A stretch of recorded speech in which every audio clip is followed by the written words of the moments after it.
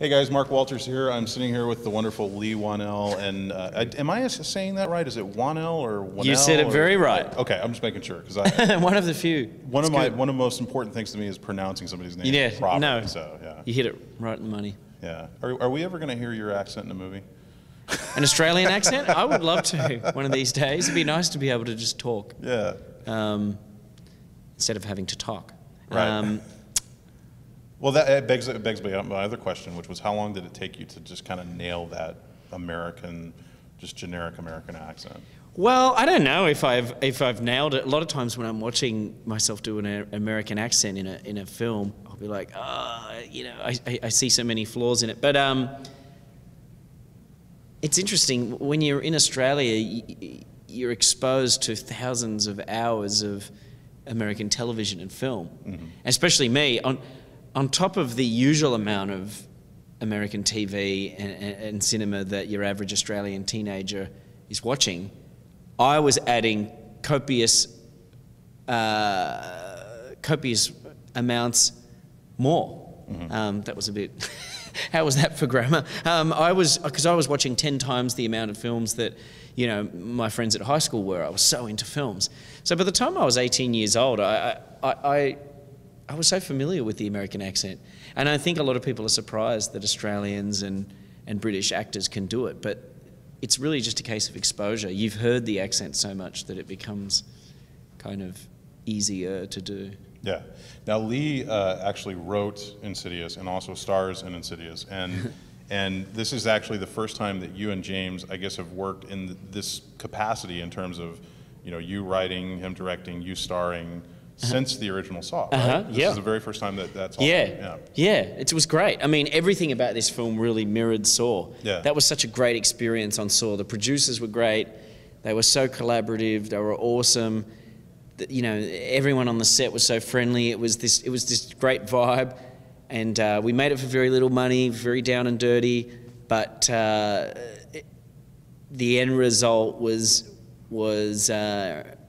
more than the sum of its parts, and it ended up getting a release through a great company that was super friendly. Now, I could be using what I just said to describe either film. That was the case with Saw and with Insidious. It was almost frightening the ways in which they were similar, in terms of how it was made and stuff. And in terms of James and I's dynamic, I think the only thing that was different was that we've matured a bit. We're not fresh off the boat. We weren't as wide-eyed on this one, and I think that maturity and more time to get to know the terrain resulted in actually a more functional working relationship, and it was super collaborative, and it was great. You and I were just talking a second ago about, I was saying that it's been such a long time, I think, with the exception of the Paranormal Activity movies, that we've seen like a really good ghost story. Right. And it used to be that those were very popular films to make. Obviously Ghost Story is a great one. We were saying like The Sixth Sense and the others and everything. And this was the first time that I can recall seeing kind of that, the big budget, big screen looking, great, creepy, just unsettling ghost story. Right. So was that kind of the thing? Was it like, did you guys kind of sit down and say, we need to make a really solid ghost story, or what was the impetus of this? Yeah. Well, the impetus for this was really the producers of Paranormal Activity coming to James and I and saying, we want to do something with you guys. Yeah. We weren't planning on it. This came out of nowhere, and as soon as they said that, they said, you guys will have creative freedom, you can do what you want. Before we knew it, before we really even knew what we were doing, we were saying yes to them. We were like, yes, okay, fine. And I started writing, the next week. And so it sort of came out of nowhere. And it wasn't so much a decision of, hey, we need to make a haunted house film just because we feel like, that's what we should be doing at this point in our careers. It came about really for two reasons. One was we had this idea many years ago, so it had been stored away in a file, so we really just drew it out. The second thing is that James and I usually just make the types of films we would want to see. I mean, what you should do. I guess that's what most people use as a template. I don't know if many screenwriters sit down and say, I'm going to write a movie I would never want to see. I have no interest in this, but I have no interest in this, but I'm ready. Maybe some do, but James and I really try and make films that we think the 17-year-old us would be desperately excited to see. Or the 18, 20-year-old, you know, we're not being ageist here. We're not targeting specific ages. And this is just a film that I think we'd get excited about. We're fans of that genre, as you are, the ghost genre. And as you said, you're kind of starved for quality. There's not too many great ghost films that come along. Certainly not on the same hit ratio that, say, comedies are. Yeah. You know, you got a much better ratio for comedies. Some people may disagree, but with horror, specifically haunted house and ghost horror, it's hard. So we were like, if we could make a film that pushed aside all the stuff we don't like about modern ghost films and scary movies, but embraced the stuff that was there in the 70s, you know. Yeah. You know, people seem to use the 70s as a yardstick for quality a lot, and I guess it was kind of a golden age for American cinema. Yeah, well, it was. I think it was before, in a sense, it was before we got corrupted with the studios only being interested in blockbuster films. Instead of just making films for the purpose of entertainment, it was like, okay, we got to make films that will sell the most tickets, you know. And I think maybe like the soul of it was gone a little bit. Yeah, you know? That's interesting. Yeah, I think. The idea that you have to burst out of the gates and race to the #1 spot in one weekend is kind of unsettling, rather than having that time to breathe. You know, there's a lot more films out there now than there was then, but that's an interesting point about them having to sell, you know, tickets, and because then you start basing films on brands. It's about recognition. The reason people go and see something on an opening weekend is because they're aware of it. Awareness is the key thing. So to create awareness, you know, base the film on a toy and paper the world with posters and make sure that everyone knows what the product is and when it's coming out, and that's sort of what it's become. But there's still a lot of room to wriggle within that. You know, that's just the top of the pyramid. Below that, there's still plenty of room to make stuff like this and to make stuff like being John Malkovich, you know.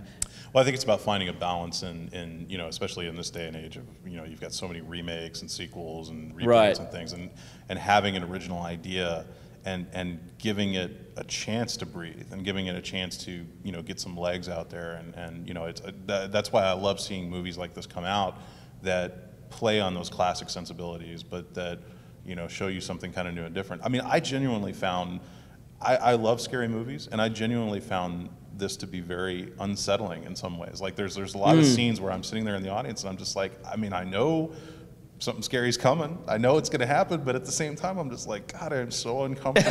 and that's so great to watch a movie that can do that to you, that can have that effect on you. Yeah, it's such a hard thing to do. It's such an unknowable thing. Yeah. How do you scare someone?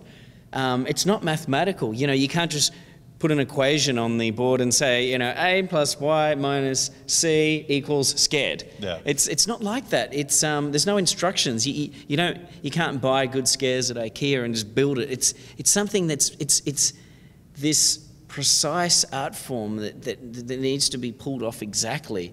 Kind of like comedy. I feel like constructing a gag and constructing a scare are these very similar art forms, and you know, I think there's only 2 degrees of separation between Judd Apatow and Stephen King. You know, they're really going for this gut reaction from people.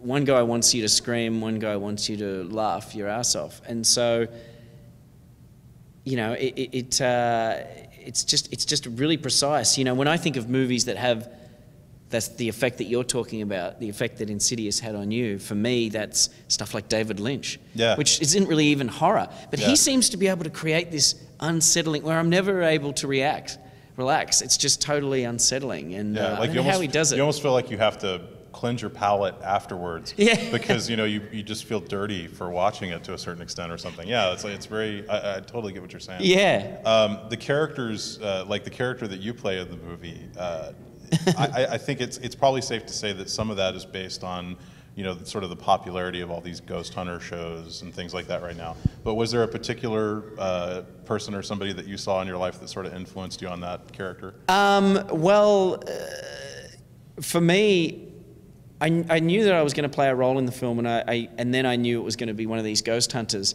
And so as soon as I knew that, I thought, well, I've got to get Angus involved. Angus is a friend of mine from Australia, and so I wanted him to play Tucker, the other ghost hunter. He's great. Yeah, he's terrific. I've been friends with Angus for so long. We lived together in Melbourne, and so we have this rapport that we've built up over the years.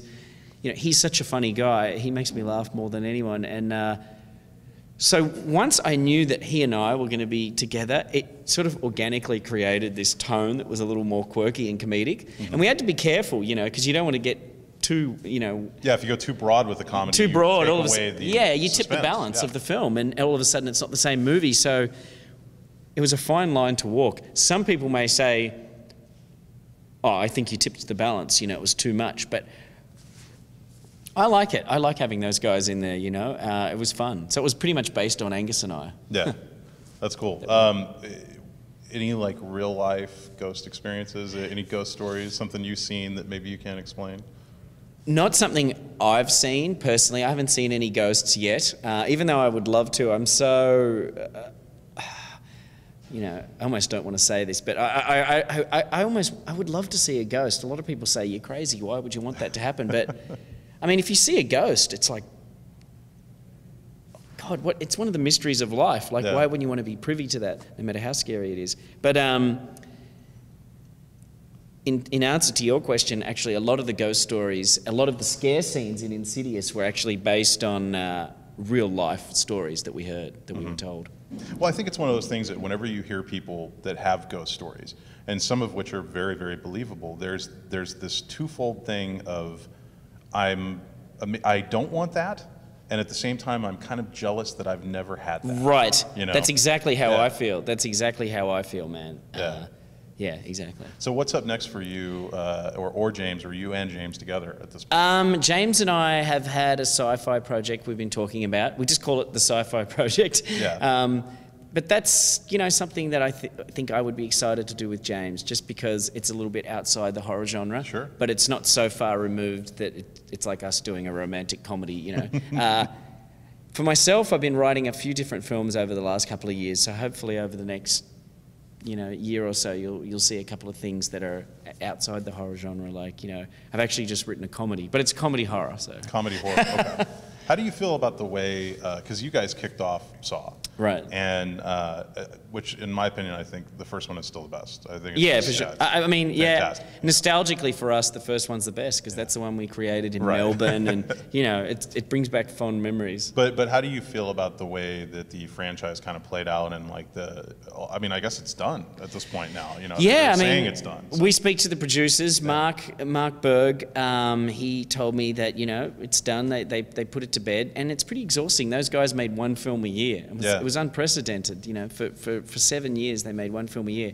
It's like they wrapped one film on a Friday and had to get straight to work on the next one on Monday. Yeah, it's kind of exhausting, So I think that they were ready physically and emotionally to end it. So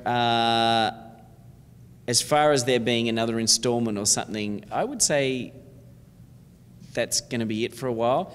In terms of my own personal feelings toward it, it's interesting because I have such affection for the character of Jigsaw. I mean, here's this character that James and I created in Melbourne on the other side of the world. And now it's this character that means so much to kids all over the world, across the States and in Tokyo. It's amazing. He's really this generation's Freddy. Yeah. Or Jason. The Freddy and Jason films that we grew up loving, well, kids today that I see at these horror conventions, around the States, to them it's all about Jigsaw. To them, A Nightmare on Elm Street is a film produced by Michael Bay. It's it's not something they grew up with, and that's kind of cool. So I don't want to take anything away from them, you know. I think that it's great that the producers went on. I'm glad I did the 3 I did. I always said I wanted to have a nice little box set, 3 films. So there's 3 Saw films that I wrote, the first 3, and I think you can watch those 3 films in a row and actually have a film play out, a story play out that carries through, you know, to the end and ends with Jigsaw's character, Tobin's character, dying. And so I like that, you know. I've got the box set sitting at home and I'm like, that's pretty cool, you know, for your first film. But I don't know, hopefully I can try other genres and have the characters in those films resonate as much as Jigsaw did. You don't get many Jigsaws in your life. you don't. It's rare that you come across someone like you're Steven Spielberg, who every time he goes up to bat, he's just goodbye. Yeah. You know, it's pretty crazy. He's a genius. Mostly it's a very rare occurrence. So I'm just hoping for one more Jigsaw. Yeah. Well, now I mean that kind of begs the question: if Insidious is a huge hit, would there be a possibility that we may see more Insidious films? Because I think you guys leave it to a way that you well, it was interesting. We always felt like the best ending for this film would be the one that we have. Yeah. We didn't necessarily end it that way to leave room for a sequel. In fact, I can say we didn't do it like that at all. We basically thought that a film of this kind, I'm trying to think how to say it without giving too much away. A film of this kind needs a certain type of ending. I don't know that you want to wrap everything nicely up in a bow. Sure. In a film like this. So, I don't know. I mean, if that's a champagne problem to have. Because your question was, if this film's hugely successful, do you think there'll be a sequel? And all I could hear was, hugely successful. That was the 2 words. I was like, imagine it. Like, if I'm sitting there wondering whether to do a sequel, God, that's a great problem to have. But as far as right now, James and I are both so superstitious. I've been wearing the same underwear for 7 months. And not really, but I'm close. I'm so superstitious. I mean, I'm surprised that I don't have like rabbits, you know, a rabbit's foot hanging around my neck. So to me, talking about a sequel before the films come out would be a big no-no. I got you. Well, I got to tell you, man, I love the film. I think it's very creepy, and that's, you know, to me, I don't think we get enough of those types of movies these days. Oh, cool, man. And I hope that everybody goes and sees it. April 1st, Insidious is when it comes out. Please check it out. Leigh Whannell. Thanks, buddy. Thank you. Appreciate it. Thanks, mate. Thanks so much.